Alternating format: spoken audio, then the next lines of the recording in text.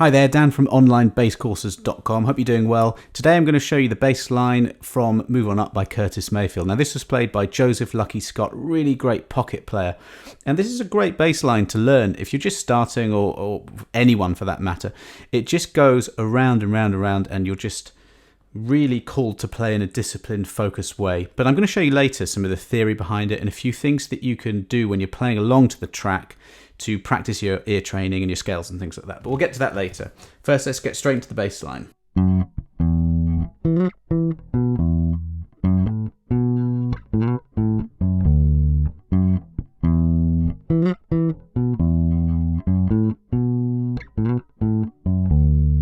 Such a really great bass line, really, really simple. So I'm just going to go straight into it. That's fret 9 to 7 notes F sharp to E on the A string. Then we've got a slide from frets 9 to 11 on the E on the G string, and then you return to that 9th fret. So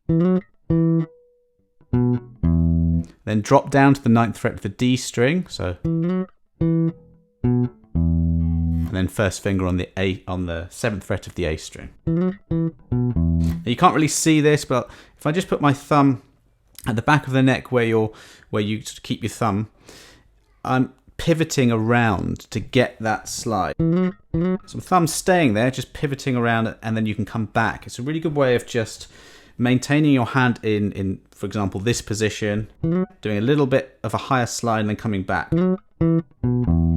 So just once again, it's frets 9 to 11 on the G string, back to the 9th fret, that's on, and then 9th fret D string, 7th fret A string. Then we got F sharp, A, B, that's 9th fret of the A string. I'm using my 3rd finger.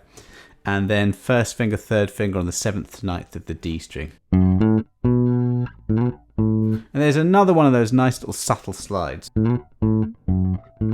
So again, this is how I'm playing it. Now you can, if you find a better way or a way that works for you, then feel free to do that. But this little bit here, doing a slide from fret 7 to 9 using the 3rd finger. Again, I've got that thumb pivoting round, so I can just get my 3rd finger onto that 7th fret there, do the slide to the 9th fret. And then by pivoting that way, my first finger is absolutely ready to play that 7th fret D string, the A. So we got the slide from 7 to 9, back to 7. And then we got the F sharp, the 9th fret of the A string. And then finally, the little finger on the 10th fret of the E string. You can also play that note. That same note, the D on the 5th fret of the A string.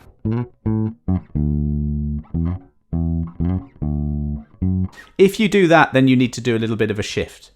I know some people don't like to use their little finger because it's the weakest on the bass, so this is actually a good opportunity to practice that. I really recommend that you do strengthen your little finger on your fretting hand so it's as strong as any finger. So this would be a good opportunity to do that. So the whole thing, nice and slow.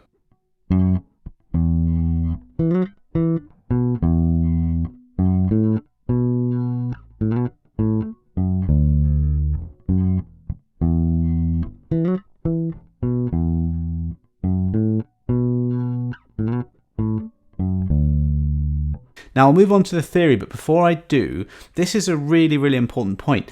A lot of people don't agree on whether the snare drum 2 hits at the beginning are beats 1 and 2 or 3 and 4. Now as I've just taught you that bass line there, starting on beat 1, is a 4-bar bass line. And what I do is I'm hearing the tat tat at the beginning, I'm hearing that as beats 3, 4. So it's 3, 4.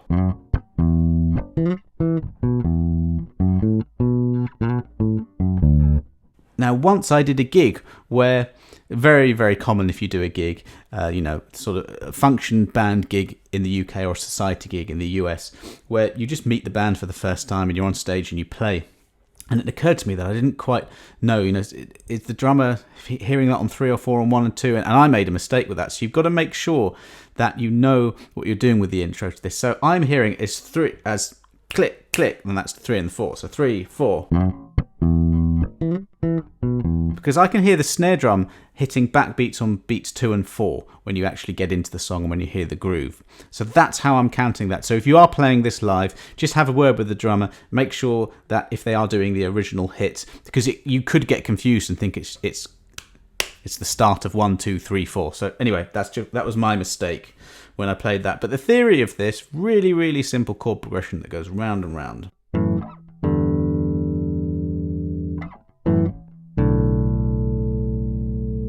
So it's F sharp minor 7 to E minor 7, and then F sharp minor 7 to B minor 7. I'm going to show you those chords just very briefly, because the notes that Joseph played around these, really, really beautiful. And if you analyze bass lines in this way and work it out, then you'll find that you'll be able to learn bass lines a bit easier, because you can understand what's going on. When it comes time to you making up your own thing, you can actually be able to learn it as well. So I'll just show you the chord I was using there. So second finger on the 9th fret of the A string, that's the F sharp, that's the root note. 2 frets lower this way, I'm using my first finger for the flat 3rd, and then 3rd finger on the 9th fret of the G string is the flat 7th of the chord. Nice way to play on the A string a minor 7th chord. Now just go 2 frets lower, you get to the E minor 7, same shape. You can see the beginning of the bass line just mirrors the root note of those chords. Nice and simple. Then is the same first chord, F sharp minor 7. And then B minor 7, which is the 7th fret of the E, D, and G strings. You can bar it all with your first finger or use fingers 1, 2, and 3, same thing. So that's the root note, and then right now we're on an E minor 7. And he does this lovely slide. It's going from the octave to the 9th.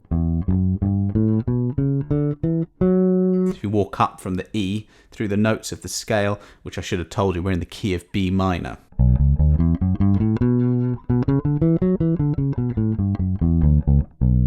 So on that E, 9 notes away from that,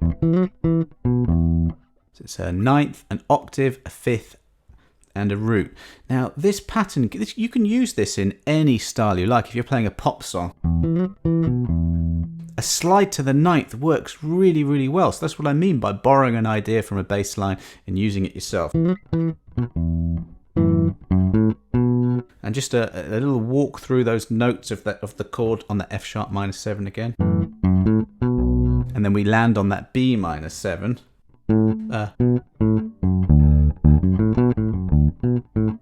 It's just really, really simple. We're going octave, minor 7th, 5th, flat 3rd of the B minor 7th chord. That's the octave, that's the flat 7, that's the 5th, and that's the minor 3rd, flat 3rd.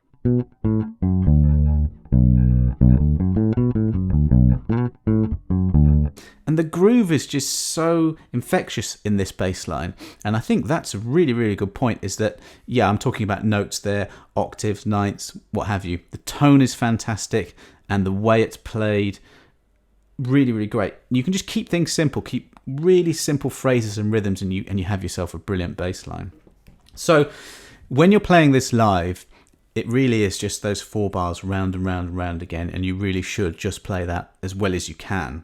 But if you put on, and I'd love to do it now, but just the rules with YouTube copyright, I just can't keep hold of them, so I'm just going to play it without. You have to imagine it as we go. But you can use, as I said, we're in the key of B minor, which means you can also use B minor pentatonic. So if you're going, if you put the original on, play along to it, and just really try and lock that bass line in exactly the way it's played, but then you can use it as a little bit of fill practice and scale practice. So you're going,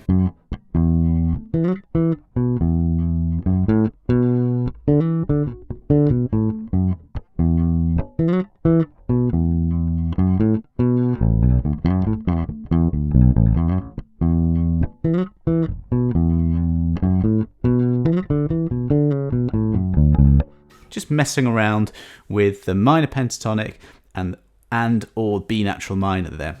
It's just a good way of of figuring out bass lines. And then, you know, if you're doing sessions or if you're doing jam nights, improvising or anything like that, if you figure out what you can do over a sets of chord progressions, then you're in business, really. So that was just the exact bass line and how you can improvise around it. So I hope you enjoyed that video. If you've got any suggestions of other breakdowns of bass players or bands or styles of music, whatever, leave a note in the comments and I'll get onto that, because I do these videos, you know, once, twice, sometimes 3 times a week if I can muster doing those enough videos.